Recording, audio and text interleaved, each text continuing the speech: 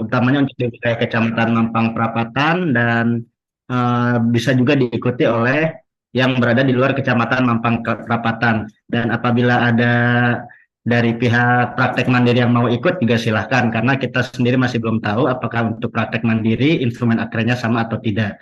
Nah, untuk akreditasi klinik ini sendiri sudah ada edaran yang terbarunya, yaitu edaran dari SKMenkes nomor 652 tahun 2023, di mana itu ibaratnya sudah menghapuskan SS sebelumnya yang nomor 133 tahun 2022, yang dimana pada SS 133 itu disebutkan MOU ataupun sertifikasi akreditasi itu berlaku sampai Maret 2023. Nah, dengan adanya aturan baru itu diperpanjang sampai 31 Desember sampai 2023. Sehingga ada kemungkinan untuk klinik-klinik terutama klinik Pratama mungkin akan mulai dilakukan akreditasi pada akhir tahun atau mungkin awal tahun depan. Oleh karena itu kita melakukan melakukan sosialisasi akreditasi, karena seperti yang kita ketahui akreditasi klinik mungkin sebelumnya bisa dibilang belum ada ya. Oleh karena itu kita akan melakukan sosialisasi entah itu dari bab-babnya ataupun dari EP-EP-nya supaya rekan-rekan PJ klinik bisa lebih paham mengenai akreditasi klinik ini. Oke, mungkin cukup sekian. Selanjutnya akan saya langsung serahkan untuk pemateri kita kepada Dr. Lee Kumoring Mars. Dipersilahkan, waktu dan tempat kami persilahkan. Ya, Assalamualaikum warahmatullahi wabarakatuh. Terima kasih Dokter Angga. Suara saya kedengeran ya? Dok. Siap. Jadi Dokter Angga memang betul ini terutama untuk yang klinik-klinik yang bekerja sama dengan BPJS, jadinya ada pendorongnya. Tetapi juga nanti terkait dengan perizinan juga akan menyusul nih dengan akreditasi, karena akreditasi nantinya akan menjadi syarat mutlak untuk perpanjangan izin. Oke, izin perkenalkan, saya Dr. Lee Kumoring, Magister Administrasi Rumah Sakit. Saya adalah dari Lakespri. Lakespri adalah salah satu lembaga akreditasi Vaskes tingkat pertama yang legal sudah ditunjuk oleh Kemenkes. Oke, ini kita hari ini tujuannya adalah agar teman-teman klinik, baik itu klinik utama dan klinik pratama, bisa mulai mempersiapkan bagaimana sih untuk nanti mengajukan survei akreditasi. Ya, apa-apa saja yang harus disiapkan, bagaimana nanti tata cara akreditasinya tuh seperti apa ya, kemudian apa saja yang dinilai, nanti akan dijelaskan. Oke, izin saya share screen.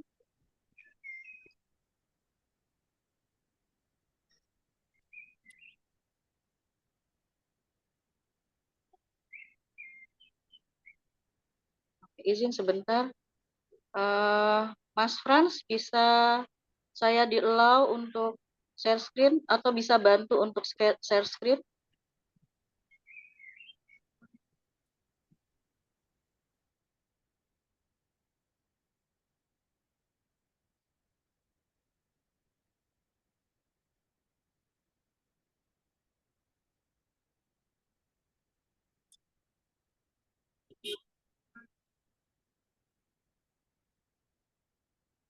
Oke.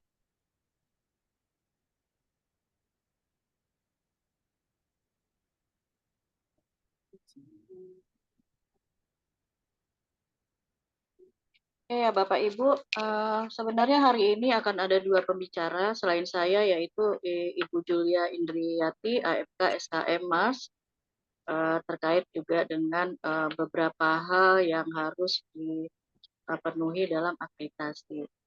Nah, next, Mas Frans, lanjutkan. Oke, ini adalah sekilas tentang CV saya sampai selesai, Mas Frans. Ya, background saya adalah dokter, kemudian saya juga S2 Magister Kajian Administrasi Rumah Sakit Universitas Indonesia. Pengalaman kerja saya adalah sebagai Direktur Utama Rumah Sakit Swasta, sebagai konsultan manajemen rumah sakit dan klinik, sebagai asesor, sebagai trainer, dan juga surveyor.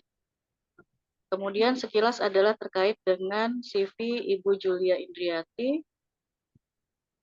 Ibu Julia Indriati ini backgroundnya pendidikannya adalah D3 Akper Pertamina, kemudian S1 FKM Universitas Indonesia, kemudian juga S2 Magister Kajian Administrasi Rumah Sakit SA Unggul, dan S1 Keperawatan Stikes Petra Medica dengan pengalaman kerja struktural di beberapa rumah sakit swasta dan pemerintah, konsultan keperawatan, ketua SPI rumah sakit sampai dengan sekarang, konsultan manajemen kesehatan dan persiapan akreditasi nasional, dan juga konsultan persiapan akreditasi klinik dan puskesmas.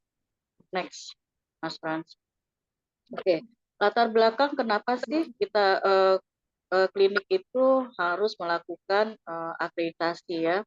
Jadi kalau kita ambil dari WHO itu tahun 2018, menyampaikan bahwa kalau pelayanan kesehatan yang bermutu itu adalah pelayanan yang memiliki karakteristik yang aman, tepat waktu, efisien, efektif, berorientasi pada pasien, adil, dan terintegrasi. Nah, karakteristik ini harus terukur. Pakai apa ukurnya? Nah, itu yang nanti kita akan tahu bahwa di akreditasi itu komponen-komponennya adalah mewakili ini, aman, tepat waktu, efisien, efektif, berorientasi pada pasien, adil, dan terintegrasi. Kemudian, peningkatan mutu di Fasiankes itu bisa dilakukan secara internal dan eksternal. Peningkatan mutu internal itu dilakukan oleh Fasiankes dengan melakukan pengukuran dan pelaporan indikator mutu serta pelaporan insiden keselamatan pasien. Kemudian peningkatan mutu eksternal dilakukan dengan penilaian terhadap upaya mutu Fasiankes yang dilakukan oleh pihak eksternal seperti perizinan, sertifikasi, lisensi, dan akreditasi. Bapak Ibu, Bapak Ibu, dalam form registrasi yang sudah saya terima, di sini ada klinik utama dan ada juga klinik pratama ya yang ikut pada hari ini. Nah, di dalam aturan akreditasi itu tidak ada perbedaan antara klinik utama dan klinik pratama ya. Elemen penilaiannya sama. Oke, next Mas Frans. Oh, oke. Oke. Untuk pelaksanaan akreditasi itu ada regulasi-regulasi yang terkait. Yang pertama adalah Peraturan Menteri Kesehatan Nomor 9 Tahun 2014 tentang klinik. Yang kedua adalah Peraturan Menteri Kesehatan Nomor 14 Tahun 2021 tentang standar kegiatan usaha dan produk pada penyelenggaraan perizinan berusaha berbasis resiko sektor kesehatan. Peraturan Menteri Kesehatan Nomor 14 Tahun 2021 ini yang juga harus dipahami oleh manajemen klinik untuk mengetahui bagaimana persyaratan terkait ruang, sarana prasarana, alat, dan SDM semuanya ada di Permenkes Nomor 14 Tahun 2021. Permenkes Nomor 14 Tahun 2021 ini juga menjadi dasar untuk pengisian ASPAK. ASPAK itu adalah aplikasi untuk pengisian sarana prasarana ya, nanti ada. Kemudian juga ada Peraturan Menteri Kesehatan Nomor 34 Tahun 2022 tentang akreditasi pusat kesehatan masyarakat, klinik, laboratorium kesehatan, unit transfusi darah, praktek dokter mandiri, dan praktek dokter gigi mandiri. Yang ini dua terakhir ini masih menjadi pertimbangan lagi ya, karena dari kolegium belum ada persetujuan.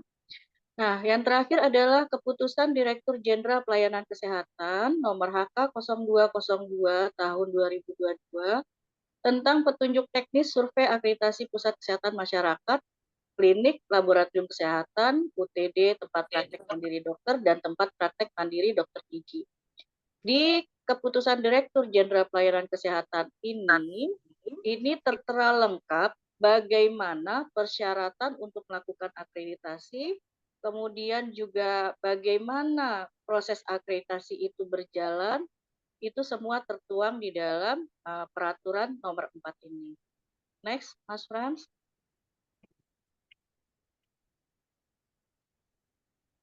Oke.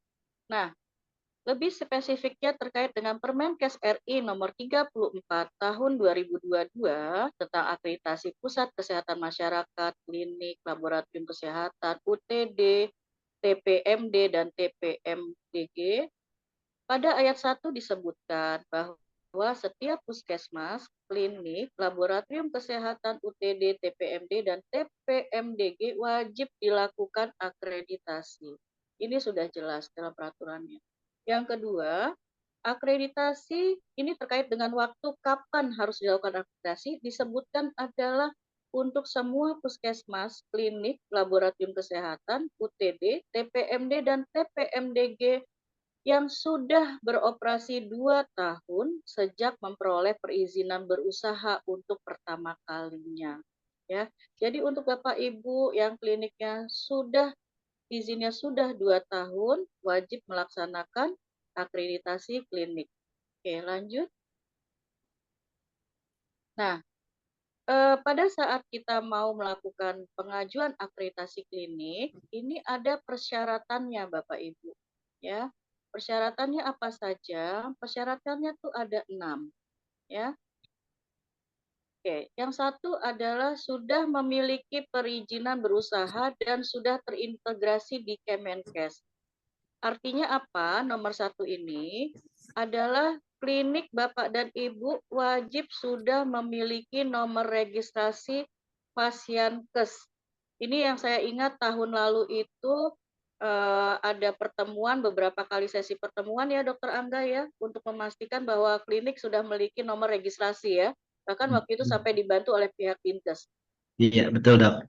Ya, jadi nomor registrasi inilah yang nanti akan digunakan pada saat masuk ke dalam aplikasi indikator mutu, ASPAK, kemudian pengajuan surveyor, yang dipakai adalah nomor registrasi Pasienkes. Jadi Bapak Ibu kembali lagi pastikan bahwa klinik Bapak Ibu sudah memiliki nomor registrasi Pasienkes. Oke. Yang nomor 2 adalah penanggung jawab teknis klinik harus seorang tenaga medis yang memiliki surat izin praktek di klinik tersebut. Gitu.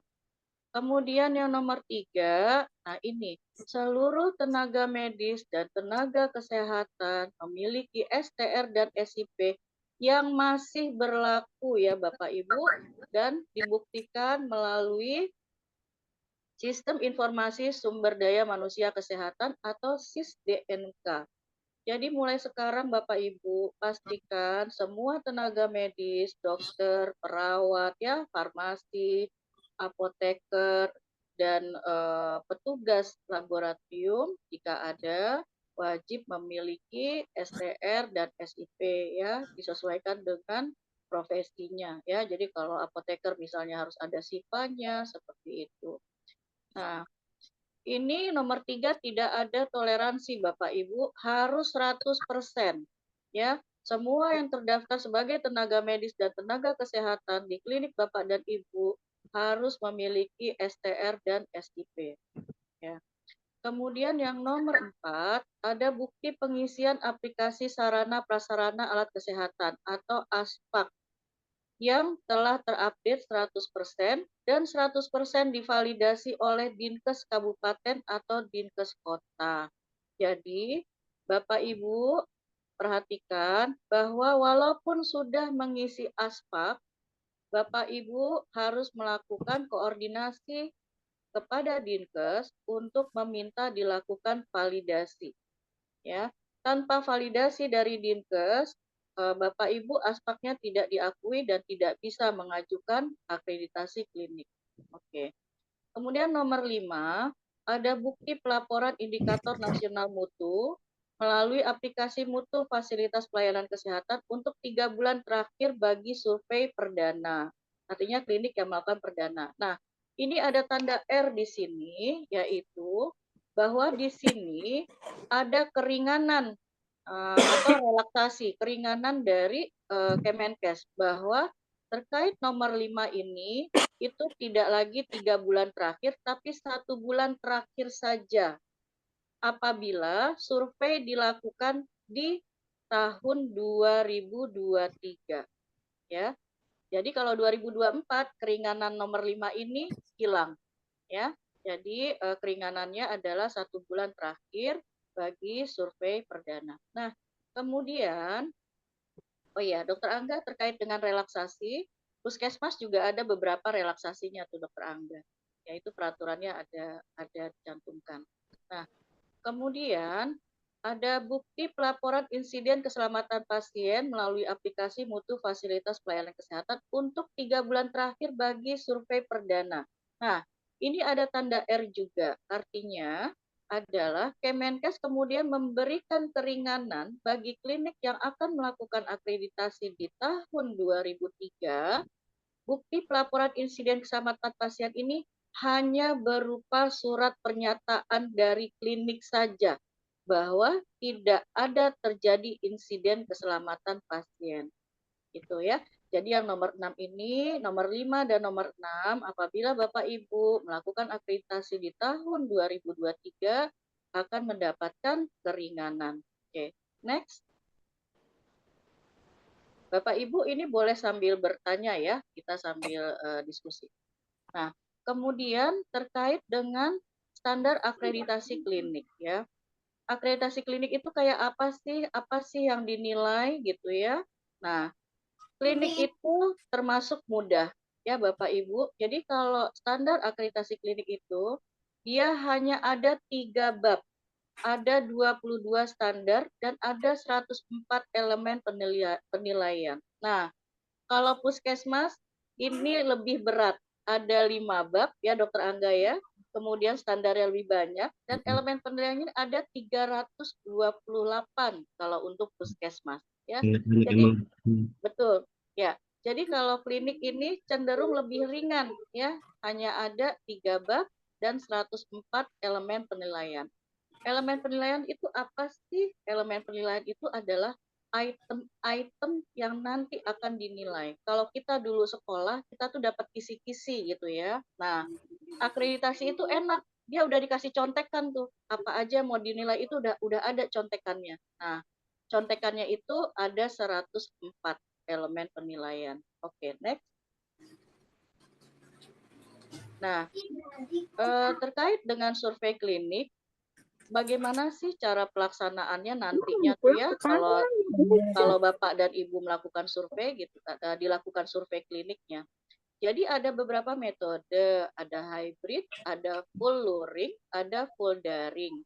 Kenapa begini? Karena kita status COVID-nya kan belum dicabut ya. Jadi saat ini yang baru ada adalah hybrid. Hybrid itu ada 2 hari. Hari pertamanya adalah daring, itu untuk kegiatan presentasi kepala klinik dan telusur dokumen.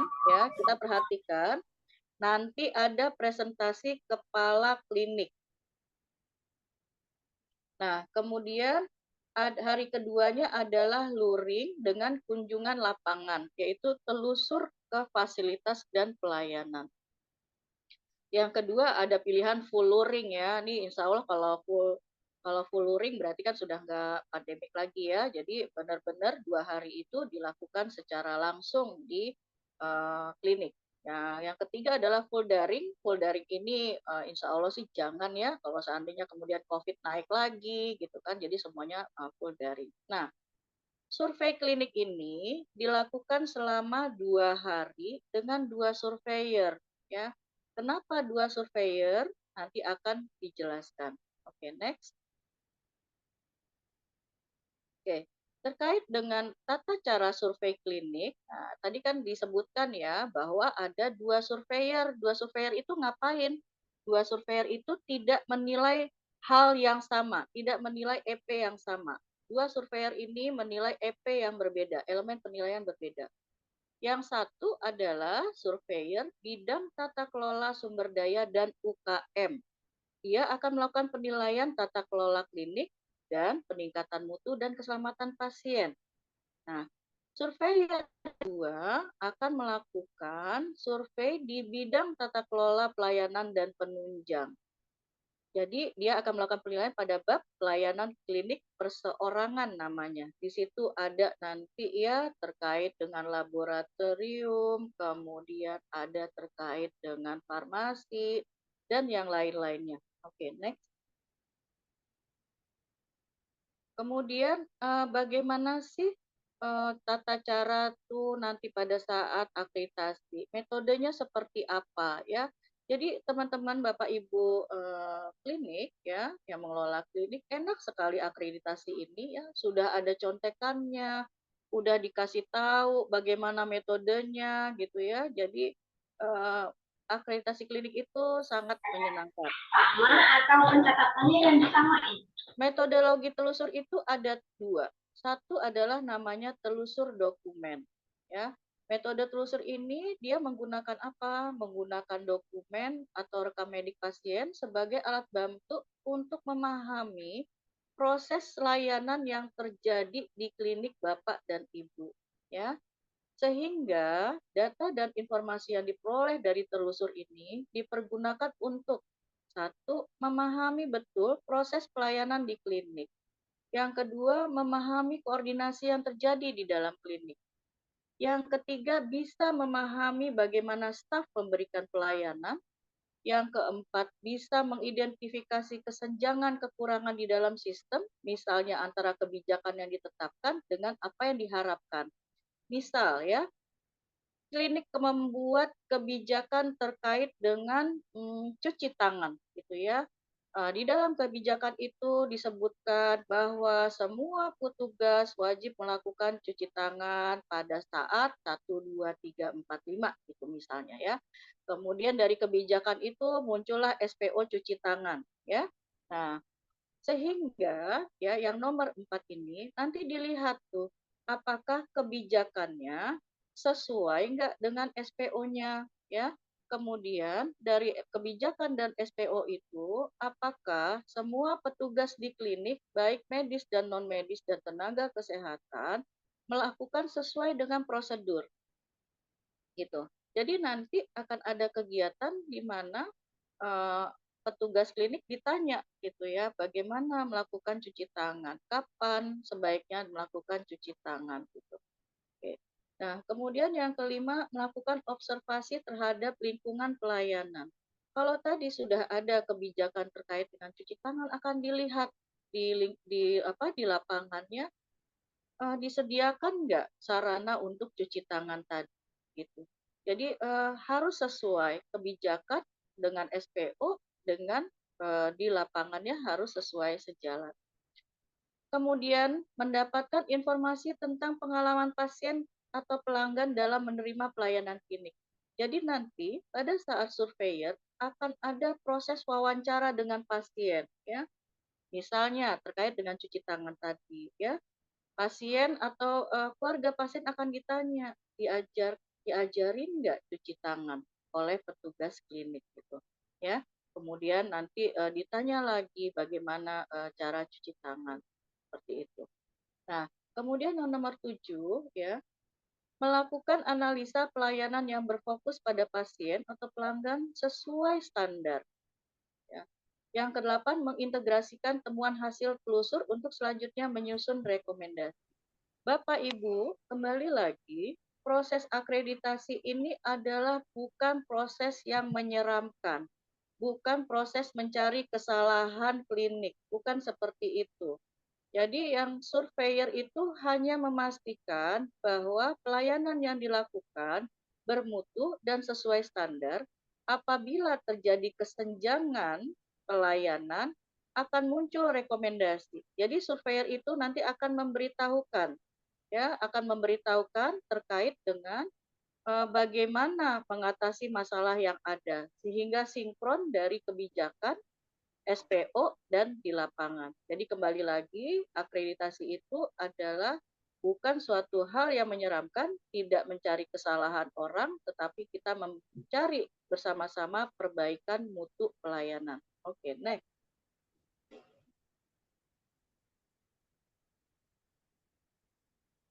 Kalau tadi metodologi telusurnya adalah dengan telusur dokumen, sekarang yang dilakukan adalah dengan telusur sistem. Telusur sistem ini dilakukan untuk menilai sistem atau proses spesifik di klinik. Ya, selama telusur sistem, surveyor melaksanakan hal-hal sebagai berikut. Yang pertama adalah melakukan evaluasi kinerja dari sistem atau proses dengan fokus tertentu pada integrasi dan koordinasi dari proses berbeda tetapi terkait. Misalnya apa? Ya, misalnya adalah ini telusur sistem ini misalnya kita mau melihat bagaimana pasien dari saat pendaftaran kemudian masuk ke poli umum misalnya begitu ya. apakah form-formnya sudah sesuai ya, apakah pasien sudah diterangkan terkait dengan proses yang akan dijalani. Ini proses terkait. Kemudian misalnya dari poli umum, kemudian keluar resep obat, bagaimana proses komunikasi dari poli umum ke farmasi, ya? Atau misalnya dokter dari poli umum menyarankan pasien atau memberikan surat pengantar untuk pemeriksaan laboratorium. Bagaimana proses komunikasi yang tertera di dokumen dari dokter di pelayanan umum ke petugas laboratorium. Yang nomor 2 adalah evaluasi komunikasi antar berbagai disiplin dan unit. Ya, contohnya, misalnya ada obat yang diresepkan dokter, tapi obatnya nggak ada, gitu. Bagaimana petugas farmasi mengcross-check ke dokter dan meminta apakah obat itu mau diganti atau bagaimana. Nah, ini harus tertera di dalam dokumen-dokumen di klinik tersebut. Yang ketiga, identifikasi masalah pada masing-masing proses terkait. Nah, kembali lagi Bapak Ibu, proses survei akreditasi klinik ya pada akhirnya akan berupa rekomendasi-rekomendasi dari surveyor untuk perbaikan atas masalah yang ada. Ya, next. Oke.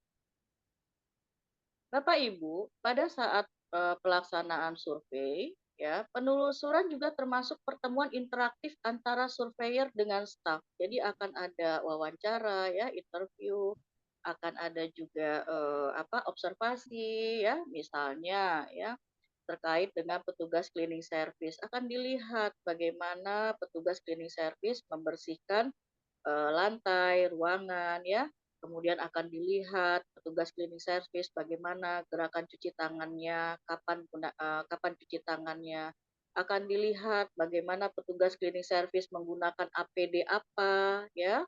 Nah, jadi ini nih kalau kebanyakan justru yang ditanya terkait ini justru orang-orang yang non medis ya. Jadi nanti Bapak Ibu jangan lupa untuk penggunaan APD, untuk gerakan cuci tangan, harus semua karyawan mendapatkan sosialisasi dan harus mampu melaksanakan ya. Jadi bukan cuma perawat dan dokter saja.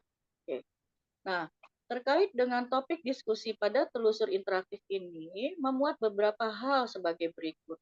Yang pertama adalah alur proses di klinik termasuk identifikasi dan manajemen risiko, integrasi dari kegiatan-kegiatan penting, komunikasi di antara staf atau unit yang terlibat dalam proses, seperti yang saya sampaikan tadi. Yang kedua adalah kekuatan dan kelemahan dalam sistem proses dan kemungkinan dibutuhkan tindakan di area yang membutuhkan perbaikan. Ini nanti tugas surveyor untuk memberikan rekomendasi perbaikan. Yang ketiga adalah masalah yang memerlukan eksplorasi di kegiatan survei yang lain, ya. Misalnya, ya. Jadi begini, misalnya surveyor kemudian datang ke poli umum, ya. Kemudian di poli umum itu ditanya, itu dokternya siapa, ya. Nah, kemudian dokternya siapa, kemudian ketemu dengan dokternya ditanya, dokter di sini dari kapan? Dokter ada nggak surat penunjukan sebagai dokter untuk di poli umumnya? Seperti itu, ya. Kemudian nanti dilihat dokter ini lengkap nggak STR dan SIP-nya. Yang ditanya siapa? HR kliniknya, ya. Jadi ini menyangkut keterlibatan beberapa unit. Jadi pada saat surveyor ini bisa unit-unit yang lain juga dipanggil untuk dilakukan cross check benar atau tidaknya, ya. Nah, kemudian evaluasi dari standar akreditasi dan kepatuhan terhadap standar pelayanan, ya seperti tadi. Patuh nggak terkait dengan cuci tangan, penggunaan apa namanya APD ya. Kemudian bagaimana pelaksanaan identifikasi pasiennya ya. Nah, itu tadi nomor 4. Nah, yang nomor 5 adalah tanya jawab dan edukasi oleh surveyor. Nah, ini Bapak Ibu lihat ya. Nomor 5 itu ada proses bukan hanya tanya jawab, tapi edukasi dari surveyor. Jadi surveyor ini ya akan membantu kalau ada yang salah akan membantu untuk kembali ke jalan yang benar itu seperti apa, ya, sesuai dengan regulasinya seperti apa, ya. Jadi surveyor itu bukan cuma salah, ini nggak boleh begitu tanpa memberikan solusi, ya, tanpa memberikan arahan yang benar itu tidak berlaku untuk surveyor klinik, ya. Jadi di sini kita highlight bahwa di sini akan terjadi proses edukasi oleh surveyor. Oke, next. Ya, Bapak Ibu, ini adalah kunci sukses akreditasi, ya, yaitu hati kita harus terbuka dulu nih, kita senang ya bahwa akreditasi itu bukan hal yang menyulitkan kok. Akreditasi itu bukan momok, aduh takut nih nggak bisa akreditasi, enggak, ya, kita terbuka dulu, ya. Kemudian ya terus harus senang dulu, ya, bahagia, ya, ini suatu hal yang baru. Oh iya, ini adalah suatu yang kita butuhkan untuk meningkatkan mutu layanan kita. Kemudian Bapak dan Ibu harus yakin bisa, ya, yakin bisa untuk menjalankan akreditasi ini. Karena akreditasi ini nggak susah, Ibu. Ini adalah standar-standar yang sebenarnya sudah normalnya begitu dilakukan, ya. Jadi bukan standar-standar yang mengada-ada, ya. Kemudian sudah jelas, ini harus ada kerjasama tim, ya. Bukan kemudian yang bikin kebijakan dan SPO-nya itu kepala klinik, bukan, ya, tetapi adalah unit yang bikin SPO-nya, ya, sehingga nanti unit tahu, petugas tahu bagaimana SPO itu bisa dijalankan. Nah, kemudian sudah jelas harus ada dukungan yang kuat dari berbagai pihak, dari siapa saja, ya, dari pelaksana, ya, kemudian dari kepala klinik, kemudian kalau ada pemilik, ya, itu juga harus ada dukungan. Dan saya yakin juga ada dukungan dari Dinas Kesehatan, ini sudah pasti, ya, akan membantu Bapak dan Ibu. Nah, juga Dokter Angga nih pasti baik hati untuk membantu Bapak dan Ibu, ya nggak Dokter Angga, ya? Siap, Dok Li. Siap. Nah, kemudian yang selanjutnya adalah konsistensi, ya. Apa yang sudah dibuat, ada kebijakan, ada SPO-nya, ya, harus terus berkelanjutan dilakukan, ya. Jangan pas mau deket-deket akreditasi aja, penilaian akreditasi, survei akreditasi baru dijalanin, ya, nggak bisa begitu, ya. Kenapa?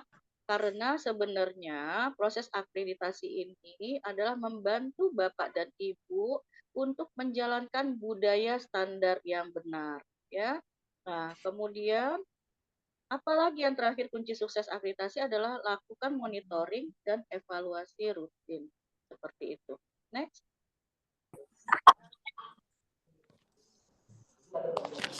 Oke. Itu untuk sementara Dokter Angga di sini sudah ada beberapa pertanyaan. Ini bisa kita jawab dulu ya Dokter Angga ya, sebelum saya maju ke slide selanjutnya ya. Silakan, mungkin tadi baru ada satu pertanyaan di kolom chat, Dok, apa dari Bapak Agung Rival, apakah klinik kecantikan diwajibkan melakukan sertifikasi akreditasi klinik? Ya, oke. Terima kasih Bapak Agung Rival. Jadi yang namanya klinik itu Pak hanya ada dua Pak. Klinik utama dan klinik pratama. Benar ya Dokter Angga ya? Ya. Dua saja. Ya, jadi hanya ada dua, hanya ada klinik utama dan klinik pratama, ya. Mau nanti dia jadi klinik kecantikan, spesialisasinya, ya kan? Atau menjadi klinik ibu dan anak, mau jadi klinik keluarga berencana dan yang lain-lainnya, ya.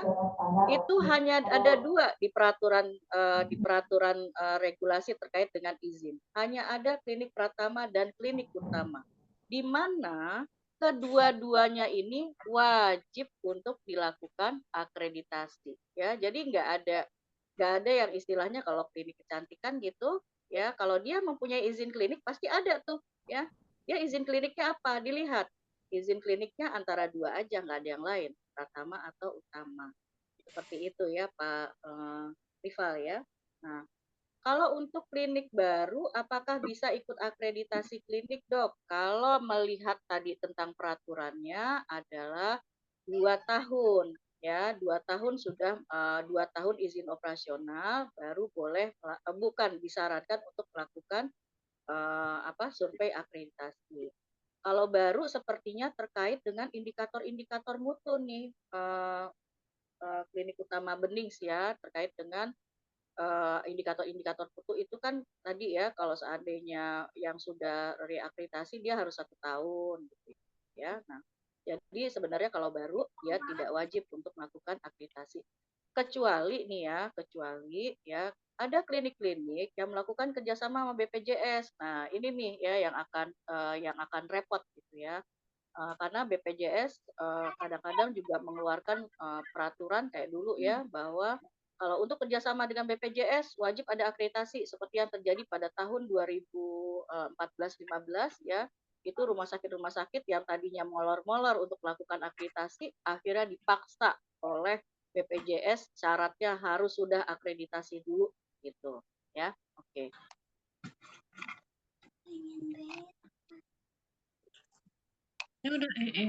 Kita mau lanjut, Dokter Angga.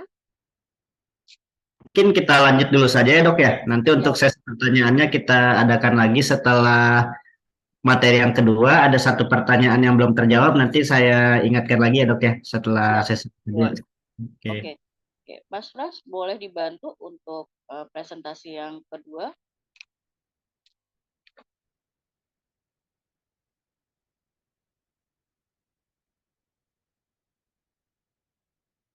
Bapak Ibu nanti materi saya akan saya share ya. Oke. Nah, ini sebenarnya adalah lebih detail terkait dengan akreditasi ya. Nah, puskesmas sama klinik sebenarnya nggak ada bedanya. Kemudian TPMDG, praktek dokter mandiri dengan dokter gigi sebenarnya nggak ada bedanya. Cuman kalau praktek dokter gigi dan dokter umum mandiri itu elemennya lebih sedikit ya. Nah, kemudian dokter praktek umum dan mandiri dokter gigi itu kalau nggak salah hanya cuman sehari dia surveinya karena elemen penilaiannya sedikit. Kalau puskesmas dia kalau nggak salah pelaksanaannya itu 3 hari ya dokter Angga. Karena elemen penilaian banyak dan standarnya juga lebih banyak. Oke. Ya, betul dok. Nah, siap. Cuman komponennya sebenarnya sama aja sih dokter Angga ya, cuman ada tambahan-tambahan aja beberapa. Nah, kemudian Bapak Ibu sekalian, kalau tadi sudah secara garis besar aja, ini kita akan masuk lebih detail sedikit ya, juga apa sih Lavkespri itu ya, bagaimana Lavkespri itu legalitasnya sebagai lembaga akreditasi fasilitas kesehatan primer baik untuk puskesmas ataupun klinik dan juga untuk dokter praktek mandiri, dokter gigi praktek mandiri, UTD laboratorium mandiri. Oke, next. Oke, profil Lavkespri Bapak Ibu, next Mas Frans. Jadi legalitas Lavkespri ini adalah terdaftar, disahkan oleh notaris, dan sudah ditunjuk oleh Kemenkes. Next, Mas Frans. Nah, ini adalah keputusan Menteri Kesehatan, ya, nomornya HK 0107 Menkes tahun 2023, di mana pada pasal kedua disebutkan lembaga penyelenggara akreditasi sebagaimana dimaksud dalam diktum ke-1 terdiri atas ada 13 lembaga. Nomor 1 adalah lembaga akreditasi fasilitas kesehatan primer atau Lavkespri. Ya, next. Nah, ini adalah pendiri Lavkespri. Next-nya, Mas Frans. Nah, visi dan misinya adalah visinya menjadi lembaga penyelenggara akreditasi fasilitas kesehatan puskesmas, klinik, laboratorium kesehatan, UTD, TPMD, TPMDG yang bermutu, profesional, dan terpercaya. Artinya terpercaya apa? Kita tidak mengada-ada ya, dan kita tidak menyulitkan klinik dan fasilitas kesehatan primer lainnya dalam proses akreditasi. Misinya adalah mendorong fasilitas kesehatan PKLUT2 dalam peningkatan mutu dan keselamatan pasien ya secara berkelanjutan. Kemudian misinya adalah Lavkespri ini surveyor-surveyornya harus profesional ya. Kemudian juga Lavkespri akan mengembangkan dan mengimplementasikan standard of excellence ya melalui program akreditasi. Kemudian membangun dan mengembangkan organisasi menjadi kuat. Kemudian mengajak dan mendorong lembaga penyelenggara akreditasi PKLUT2 lainnya untuk berkolaborasi. Jadi kita menganggap bahwa lembaga akreditasi yang lain itu mitra kita, ya. Tugasnya sama, adalah untuk mewujudkan derajat kesehatan masyarakat setinggi-tingginya. Nah, kemudian Lavkespi tidak semata-mata hanya melaksanakan akreditasi saja, tetapi lebih dari itu berperan juga sebagai katalisator percepatan proses transformasi pelayanan kesehatan sesuai dengan kebijakan Kemenkes Republik Indonesia. Oke, next, Mas Frans. Nah, ini motonya adalah mitra terpercaya menuju mutu berkelanjutan. Next, Mas Frans. Oke. Nilai-nilai yang ditanamkan dan ini harus dijalankan oleh para surveyor Lavkespi, yang pertama adalah kredibel, dapat dipercaya, dapat diandalkan, ya. Kemudian cakap dan terampil. Ya, kasihan nih nanti teman-teman klinik, puskesmas, kalau surveyor yang nggak cakap dan terampil, yang tadinya harus bisa memberikan rekomendasi penyelesaian masalah, malah nggak bisa jadinya, ya. Jadi Lavkespi menjamin bahwa surveyornya harus cakap dan terampil. Kemudian kompetitif, ya, keunggulan kompetitif itu ya percaya diri, kreatif, inovatif, dan mampu bertindak cepat, ya, dalam rangka harus mampu memberikan solusi untuk teman-teman di klinik nanti, ya, pada saat survei. Kemudian caring, peduli, perhatian, dan proaktif, ya. Lavkespi akan membantu teman-teman di klinik, ya, untuk persiapan akreditasi dan juga pada saat pelaksanaan akreditasi. Kolaboratif kerjasama, ya, kita akan menjunjung tinggi proses komunikasi, keterlibatan dan kemitraan, dan membangun kerjasama berbasis kesetaraan. Next, Mas Frans. Oke, ini prinsipnya kenapa sih Lavkespi itu lambangnya adalah kupu-kupu, ya, melambangkan perjalanan yang penuh perjuangan untuk mencapai bentuk yang indah, ya. Bagaimana kita nanti mampu mengantarkan klinik-klinik untuk mendapatkan akreditasi yang paripurna insya Allah untuk semuanya, ya. Nah, ini adalah ada prinsip penyelenggaraan akreditasi, ya, ada pemberdayaan wilayah secara dinamis, ya, kemudian ringkas, cepat, memudahkan, transparan, Bapak Ibu, nanti pada saat melakukan proses akreditasi, semua prosesnya bisa dipantau secara online melalui aplikasi Sinaf, ya. Tidak ada yang namanya pasca akreditasi berlama-lama tidak bisa dipantau, ya. Bapak Ibu akan segera melihat bagaimana proses itu bisa berjalan terus, ya, dan sertifikat akreditasinya akan cepat didapat, ya. Kemudian selama melakukan kegiatan akan memberikan pelayanan dengan hati Bapak Ibu, ya. Jadi surveyor nggak boleh galak, nggak boleh judes, ya, nggak boleh ngancem-ngancem, ya, bahwa surveyor ini adalah teman, mitra Bapak dan Ibu semua, ya. Surveyor yang kompeten dan andal, ya, kemudian solutif dan fokus pada output serta outcome, peningkatan mutu yang berkelanjutan, kami para surveyor, ya, dituntut untuk melakukan terus peningkatan ilmu pengetahuan, keterampilan, ya, terkait juga dengan perubahan-perubahan regulasi. Kemudian digitalisasi akreditasi, akreditasi dilaksanakan dengan berbasis digital, Ibu, ya. Surveyor nanti sudah ada deadline-nya kapan harus memasukkan laporan ke dalam aplikasi Sinaf, ya. Sudah ada targetnya, tidak boleh keluar dari target waktu. Next. Nah, saat ini Lavkespi sudah ada di 38 provinsi, ya, termasuk DKI Jakarta. Next. Nah, dengan ini Lavkespi siap kepada para Bapak Ibu, klinik, puskesmas, ya, laboratorium untuk membantu proses selama persiapan akreditasi dan juga pada saat pelaksanaan survei akreditasi sehingga mutu klinik Bapak dan Ibu itu terjamin dan berkelanjutan. Next, Mas Frans. Oke, ini kita masuk ke dalam persiapan akreditasi klinik, ya. Next. Ini adalah regulasi-regulasi terkait sama dengan yang tadi sudah saya sampaikan, ya. Bapak Ibu yang harus dipegang adalah terutama adalah Permenkes nomor 14 tahun 2021, ya, terkait dengan sarana prasarana. Bapak Ibu harus buka itu Permenkes nomor 14 tahun 2021. Di situ lengkap terkait dengan ruangan yang harus ada sesuai dengan status klinik utama atau pratama, ya, kemudian terkait dengan SDM, peralatan, itu harus mengacu pada Permenkes 14 tahun 2021, ya. Itu juga menjadi standar regulasi untuk ASPAK. Oke, next Mas Frans. Nah, ini adalah yang tadi HK 0107 tentang lembaga penyelenggara akreditasi yang sudah ditunjuk oleh Kemenkes. Di mana nomor 1 adalah lembaga akreditasi fasilitas kesehatan primer atau LAPESPRI. Next, Mas Frans. Nah, ini adalah keputusan Direktur Jenderal terkait dengan instrumen survei akreditasi klinik. Nih, Bapak Ibu juga bisa dapatkan ya.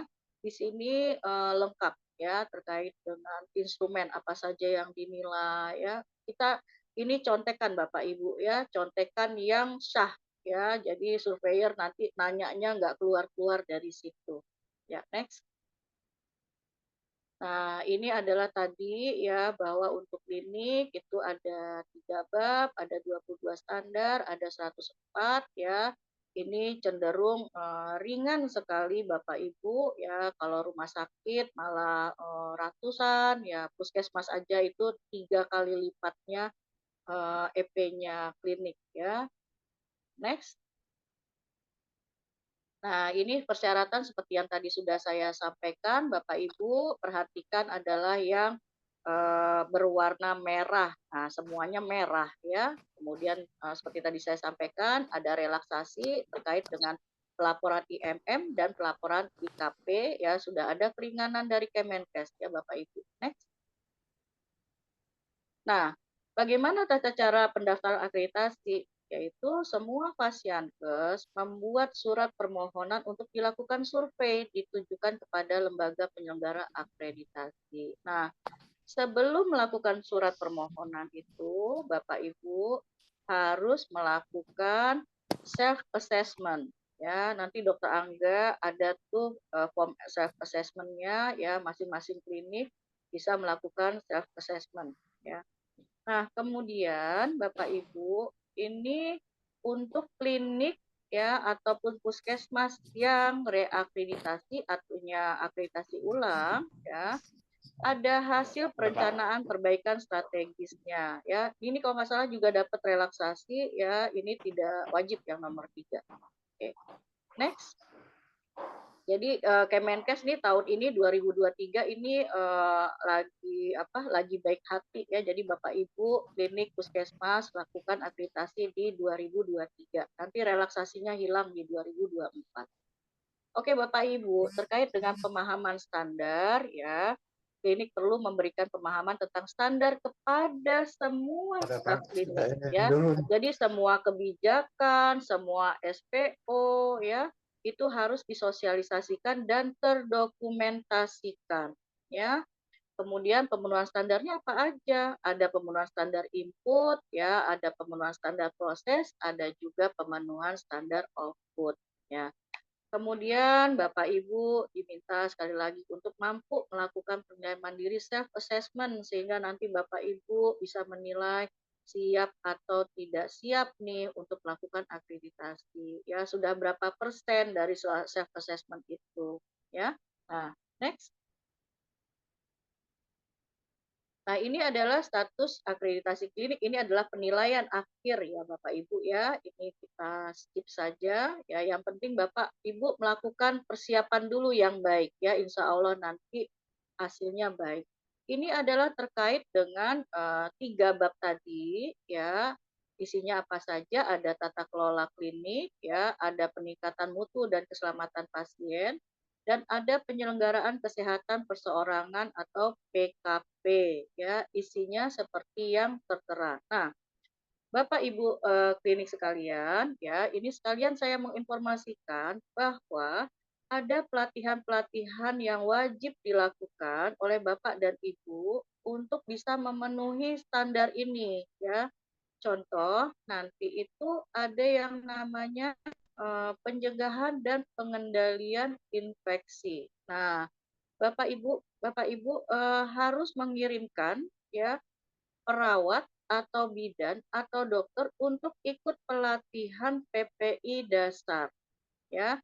Karena ini nanti juga menjadi penilaian nih. Kalau nggak ada yang ikut nanti susah untuk menerapkan PPI-nya ya, untuk bikin kebijakannya juga susah. untuk melakukan penilaian indikatornya juga susah ya Bapak Ibu. Nah, terkait dengan pelatihan PPI ya Bapak Ibu harus berbahagia nih. Kalau saya dulu di rumah sakit saya pusing mikirin pelatihan PPI karena harganya di atas 10 juta. Nah, untuk klinik Ibu sangat murah ya, diambil saja ya untuk pelatihan sesegera mungkin ya karena PPI itu bikin kebijakan dan implementasinya nggak singkat, nggak bisa cuma sebulan. Ya, jadi dari sekarang apabila ada penawaran untuk pelatihan PPI dasar untuk klinik, ambil segera. Nah, yang kedua adalah Bapak Ibu, apabila tidak mempunyai petugas rekam medis, apa yang harus dilakukan? Ya, Bapak Ibu saya ingatkan bahwa rekam medik adalah menjadi persyaratan wajib karena kita melakukan pelayanan kepada pasien yang semuanya harus memiliki rekam medik. Tetapi tidak seperti rumah sakit yang petugas rekam mediknya harus pendidikan rekam medik, klinik ini mendapatkan kemudahan di mana boleh tidak pendidikan rekam medik tapi dilatih oleh petugas rekam medik rumah sakit ya. Jadi Bapak Ibu tolong diperhatikan hal-hal berikut. Kemudian yang ketiga, Bapak Ibu harus mempersiapkan pelatihan bantuan hidup dasar untuk semua petugas, bukan hanya petugas medis dan petugas kesehatan. Untuk semua, termasuk juga security, cleaning service harus diikutkan untuk pelatihan bantuan hidup dasar. Ya. Kemudian juga harus dilakukan pelatihan penggunaan APAR, Bapak Ibu. Ini juga untuk semua ya. Jadi ini adalah training-training yang wajib dimiliki oleh semua petugas di dalam klinik ya. Jadi tadi APAR, kemudian cuci tangan, penggunaan APD, bantuan hidup dasar, semuanya harus memiliki sertifikat boleh internal ya. Nah, ini tadi adalah standar akreditasi klinik. Next. Oke, sarana prasarana klinik ini kembali lagi Bapak Ibu ya, ini mengacunya adalah pada Permenkes nomor 14 tahun 2021. Nanti Bapak Ibu bisa lihat ya, kalau klinik itu mulai kalau nggak salah itu dekat-dekat halaman ke 700. Ini halamannya 1000 lebih, nanti Bapak scroll-scroll ya, dilihat khusus untuk klinik ya, klinik utama dan klinik pratama. Nah, ini next. Nah, kemudian juga dokumen berdasarkan sumber dan jenis itu kalau regulasi eksternal itu berdasarkan peraturan perundang-undangan tadi ya, Permenkes ya. Kemudian ada namanya regulasi internal, ini adalah yang dibuat oleh internal klinik ya. Nah, di mana dokumen internal ini harus disahkan oleh kepala klinik atau PJ klinik ya. Oke. Dipastikan bahwa dokumen dan SPO tidak ada yang kadaluarsa. Kalau harus ada pembaharuan dilakukan pembaharuan SPO. Next. Oke, ini adalah dokumen-dokumen akreditasi Bapak Ibu yang harus disiapkan ya. Nah, ini yang menjadi concern adalah terkait dengan SDM ya. Jadi human resource ya human resource harus menyiapkan terkait dengan regulasi ketenaga kerjaan ya, kemudian berapa kebutuhan tenaga kerja, berapa yang ada sekarang, gap-nya berapa, kemudian legalitas terkait dengan semua pekerja terutama tenaga medis dan tenaga kesehatan, kontrak yang jelas ya kan terkait dengan semua karyawannya, kemudian bukti medical check up-nya harus tertera di situ, penilaian kinerjanya harus ada di dalam file karyawan. Oke, itu next. Oke, ini adalah terkait dengan kebijakan dan regulasi ya, kita mengacunya walaupun internal kita tetap mengacu kepada regulasi eksternal. Next. Nah, Bapak Ibu, jadi sesuai janji Lavespri bahwa kami akan memberikan bantuan gitu ya. Nah, ini kami ada daftar paket pendampingan klinik ya, ada paket A. Itu paket A itu Bu Bapak Ibu ini boleh nih dilakukan keroyokan, misalnya klinik Bapak Ibu dalam bentuk jejaring klinik gitu ya, misalnya ada lebih dari satu klinik, ini boleh nih paket A ini dipakai beramai-ramai gitu ya, atau dengan teman sebelah gitu ya, klinik-klinik yang dekat-dekat ikut yuk, ikut yang paket A, jadi bisa bareng-bareng nih, jadi lebih ringan jadinya ya biaya. Dan bahkan ada paket D. Paket D ini Lavkespri akan mendampingi dari mulai persiapan sampai dengan pelaksanaan akreditasi. Next. Oke, demikian Bapak Ibu. Saya belum mengucapkan terima kasih karena kalau ada pertanyaan masih akan kita jawab ya, Dokter Angga ya.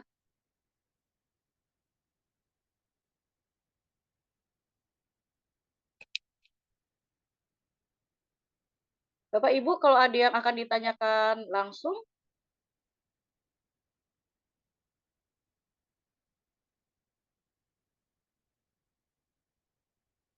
oke. Bapak Ibu, kami ada form registrasi, mohon diisi ya, karena nanti berbagai info terkait dengan akreditasi, kemudian kemudahan-kemudahan untuk apa namanya pendampingan, proses pendampingan persiapan akreditasi, kemudian info terkait dengan pelatihan-pelatihan itu nanti akan kami informasikan. Jadi mohon Bapak Ibu dapat mengakses form registrasi untuk kami hubungi untuk menyebarkan info.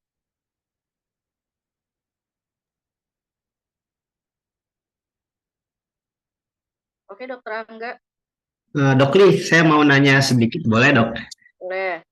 Dok, ini kan tadi untuk yang klinik ini bakal ada self assessment dulu sama seperti Ya, puskesmas. Nah, untuk form self assessmentnya, apakah dari Labkespri ada contohnya dok? Sama untuk klinik kan ini dia EP-nya lebih sedikit dan berbeda dari puskesmas ya dok ya. Dan dari Labkespri apakah ada contoh-contoh EP-nya dok? ya, Terima kasih. ada. Ya, makasih Dokter Angga. Jadi form assessment itu ada Dokter Angga ya. Nanti jika teman-teman membutuhkan itu boleh. Bahkan apabila teman-teman bingung nih ngisinya gimana sih form assessment itu ya, hubungi saya, nanti kita bimbing untuk mengisi form assessment itu ya, sehingga akurat nih ya. Nah, kemudian juga tadi Dokter Angga ya, form assessment udah ada. Kemudian instrumen ya Dokter Angga ya. Instrumen itu ada sebenarnya bisa kita lihat Dokter Angga ya di dalam apa namanya yang Jupis tadi ya, di dalam aturan itu lengkap tuh sebenarnya instrumen akreditasinya. Nah, bisa juga nanti teman-teman kalau membutuhkan detail ya terkait dengan penilaian 3 bab itu instrumennya standarnya apa sampai dengan elemen penilaiannya ya apa yang dibutuhkan untuk memenuhi standar itu kita bisa lakukan lagi Dokter Angga ya sesi untuk pengenalan instrumen akreditasi klinik itu nggak cukup tuh Dokter Angga cuma 1 jam ya karena untuk menjelaskan satu karena untuk menjelaskan satu EP aja misalnya PPI itu panjang tuh urusannya Banyak ya sekali. iya betul nah Oke mungkin dok, ada ada ya pertanyaan dari RH dok di kolom chat. oke. Mm-mm. Apakah ada kemungkinan tidak lulus akreditasi? Jika ada kemungkinan tidak lulus akreditasi, apakah bisa revisi sampai lulus akreditasi? Oke, untuk RH klinik ya, Ibu Triliani ya, sebenarnya dengan 104 EP itu, Bu, nggak ada yang susah, Bu, ininya apa, penilaiannya ya, itu mudah semua, ya. Nah, kemudian jadi sebenarnya kalau akreditasi itu minimal kita dapat 1 bintang deh, itu udah lulus ya, Dokter Angga ya gitu kan. 1 bintang itu bisa lulus ya. Kalau kalau kita itu kan kalau akreditasi itu yang penting prosesnya ya Bu. Kalau prosesnya sudah dibimbing dengan benar, dengan baik, nggak mungkin nggak lulus insya Allah ya untuk RH klinik ya pasti lulus insya Allah ya. Jadi prosesnya kita lakukan dengan benar dulu ya. Kalau butuh bantuan pendampingan, panggil bantuan pendampingan gitu. Jadi jangan melakukan akreditasi gitu kan ya sudah dari awal aduh ini kayaknya nggak lulus nih nggak jangan begitu ya semangat dulu ya yakin dulu bahwa bisa ya ingat bahwa bantuan itu dari mana aja insya Allah teman-teman semua bisa lulus akreditasi Dok, boleh tanya, Dok? Siap, Ibu. Ya, dari Sol Medical Clinic, Dok. Ya. Ya. Ini mengenai tadi saya ada lihat salah satunya adalah kita harus tahu prosedur cuci tangan. Ya. Terus pasien juga itu nanti Ya. akan ditanyakan. Pertanyaan saya, maaf ya dok, saya bukan dokter, saya dari manajernya, cuma saya agak bingung karena kalau orang datang berobat itu kan mereka paling tidak mereka datang untuk berobat, bukan untuk hal-hal yang seperti itu misalkan. Kalau nanti misalkan pasien ditanyakan lalu pasien nggak mengerti, apakah itu tidak terlalu berlebihan ya dok ya, bahwa semua orang yang datang berobat itu harus tahu cara mencuci tangan yang baik. Lalu kami dari klinik itu kami harus buat apa supaya orang tahu? Apakah setiap orang yang datang kami harus ajarin cara mencuci tangan? Nah ini kan juga agak membingungkan gitu loh buat kami yang di klinik ya. Kalau untuk karyawan, oke, saya setuju memang semua harus bisa melakukan itu. Tapi kalau seandainya pasien juga harus tahu seperti itu, sedangkan pasien yang datang itu kan waktunya juga ada keterbatasan waktu dan dia nggak bisa menunggu lama. Seperti itu gitu. Mohon ini dok arahannya bagaimana ya? Ya Ibu Flora, terima kasih ya. Jadi sebagai fasilitas pelayanan kesehatan, penularan infeksi itu bisa dari mana aja ya Bu ya? Bisa dari pasien ke pasien, ya, bisa dari pasien ke petugas, bisa dari petugas ke pasien ya Bu ya. Iya, setuju dok. Artinya yang tadinya dia bukan termasuk pasien, bukan termasuk penyakit infeksi gitu ya, tapi kemudian kemungkinan dia bisa mendapatkan tertular penyakit infeksi pada saat dia pulang. Benar nggak Bu Flora? Betul, Ya? betul. Nah, betul. penularan infeksi itu dari mana? Ini nanti kalau teman-teman ikut pelatihan PPI ya, itu nanti ada dibilang tuh ya, bahwa penularan itu paling banyak itu dari kulit, dari tangan gitu. Makanya juga pada saat COVID itu kita kan diajarin untuk tertib cuci tangan ya. Nah, jadi Ibu, setuju dok. Memang yang prinsip utamanya adalah seperti itu. Kemudian pertanyaannya gimana caranya kita untuk ngajarin gitu ya Bu Flora ya, gitu kan ya. Nah, banyak Bu Flora sebenarnya elemen yang bisa dinilai ya, bukan hanya terkait dengan interview, terkait dengan pasiennya saja, tetapi juga dilihat bagaimana si klinik memberikan edukasi terkait dengan cuci tangan ini Bu. Misalnya ya, di pintu masuk dipasang standing banner ya Bu ya. Kemudian di sampingnya ada tempat cuci tangan gitu kan ya. Kemudian di situ arahkan untuk semua orang yang masuk wajib melakukan cuci tangan. Kayak gitu ya Bu ya. Nah, kemudian di dalam klinik Soul-nya kemudian ada terkait ada media televisi Ibu? Ada tapi tidak dipakai sih saat ini. Lebih banyak kami tempel ini ya, brosur ya. Oke, ya. Mungkin itu bisa cara mencuci tangan sampai di kamar mandi ya di kamar kecil juga kami tempel. Itu semua sudah dijalankan dok untuk itu. Betul Ibu ya.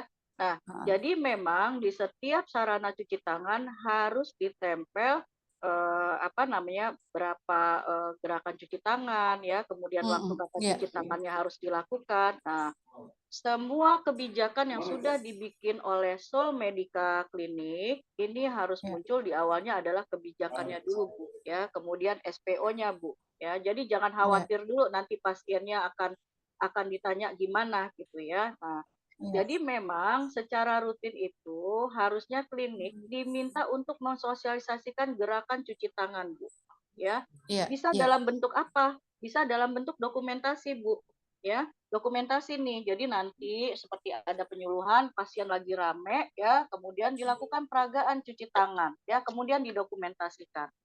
Ingat Bu, bahwa akreditasi itu yang dinilai bukan hanya N-nya gitu ya. Kalau tadi Ibu takut nih pasien kok ditanya gitu ya, tapi pada saat akreditasi itu juga ditanya prosesnya bagaimana Bu ya. Jadi kalau pada saat proses kita sudah bisa menunjukkan, kita melakukan edukasi ya, kemudian ada momen di mana kita mengajarkan juga edukasi secara langsung, itu udah aman Ibu Flora. Ya, jadi jangan takut bahwa karena pasien nggak bisa, karena pasien ditanya nggak bisa, kemudian dapat nilai 0. Enggak Bu. ya, yakin bahwa kalau seandainya penilaian dari seluruh komponen adalah di atas 75%, Ibu tetap akan dapat nilai 10. Ya, Bu ya. Jadi jangan melihat kecilnya, jangan khawatir Bu Flora. Gitu. Ya, Dok, satu lagi. Iya, Mungkin iya, ini Ibu. buat Sudin. Boleh usul Iya, ya, kalau misalnya kami kan termasuknya ya bukan klinik besar ya, Dok ya. iya, Maksud saya apakah tidak ada maksudnya bimbingan ke lapangan langsung gitu loh untuk proses akreditasi ini supaya iya. karena agak membingungkan kalau cuma mendengarkan seperti ini ya. Ya, Artinya tidak langsung terjun di lapangan, maksudnya ada bimbingan langsung gitu loh. Kalau ada bimbingan langsung kan paling tidak kami lebih mengerti dan saya rasa sih itu juga untuk melihat seberapa jauh klinik-klinik yang ada, karena menurut saya klinik-klinik yang ada pun sekarang ini saya yakin juga hampir 50% itu bukan tidak sesuai, tapi pasti banyak kurangnya itu loh, dokter. Mohon maaf ya, Dok ya. Untuk ya, klinik-klinik lain juga mohon maaf, saya harus bicara jujur.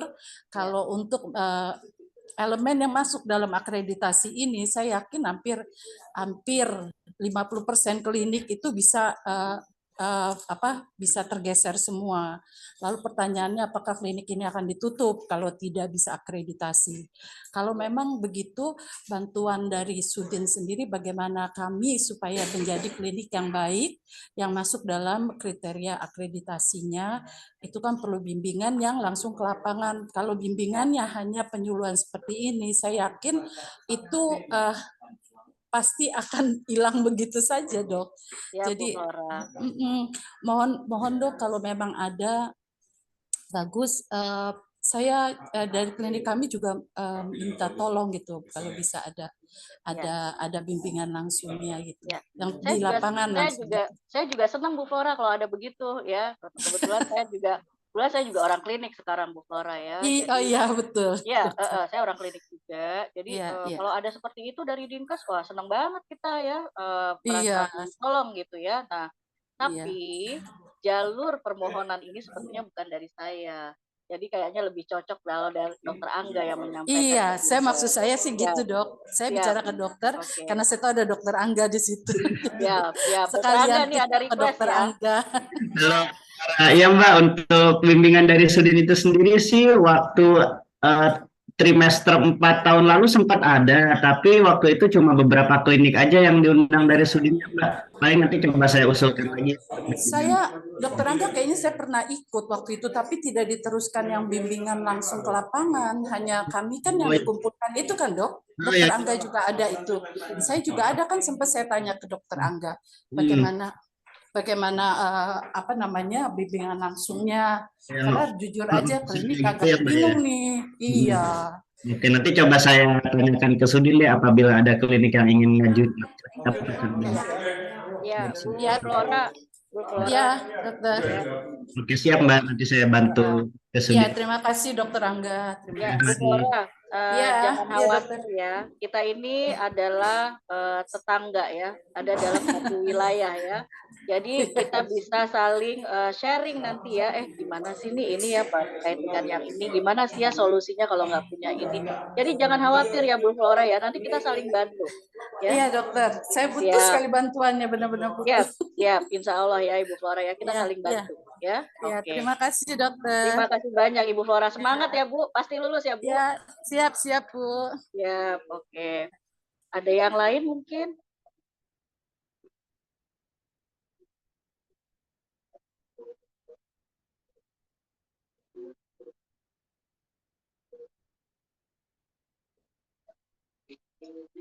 Dokter Angga? Artinya tadi ada satu pertanyaan yang ketinggalan dok, tapi mungkin itu Ya. jawab di belakang layar kali ya dari klinik View Oh, oke. yang agak di atas tuh dok kalau di kolom chat. Sebentar, Dokter Angga. Bentar ya, Dok. Oh sudah terjawab ternyata dok tadi. Sudah ya. Sudah terjawab ya. Oke. Baiklah, mungkin apabila ada yang ingin bertanya lagi. Kalau tidak ada mungkin kita cukupkan dulu Dok Lih ya. Boleh, ya. Baiklah.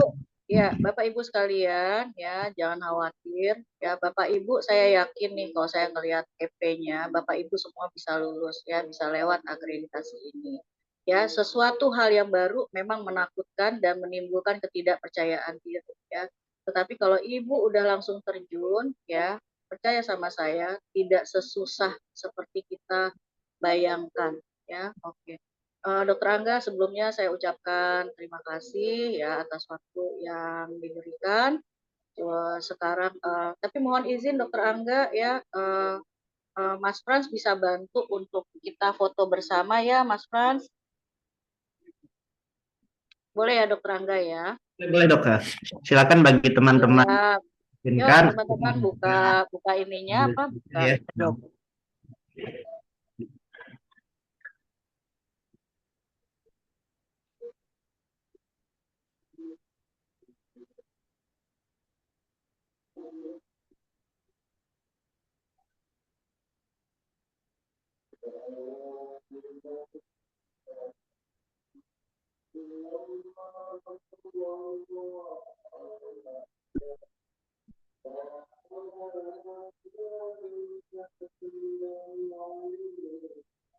Sudah selesai ya, Mas Frans? Oke. Bapak Ibu terima kasih, Dokter Angga terima kasih. Saya kembalikan ke Dokter Angga. Siap. Kita boleh live grup, boleh live Zoom ya? Boleh, silakan. Selamat sore. Wassalamualaikum warahmatullahi wabarakatuh. Semangat Bapak Ibu, pasti bisa melewati akreditasi ya. Selamat sore. Sore. Terima kasih dokter, selamat sore. Terima kasih. Selamat sore. Kami juga boleh live ya dok ya? Boleh Bu Flora. Ya. Ya Bu. Ya. Terima kasih, selamat sore Sama-sama. semuanya. Selamat sore ya.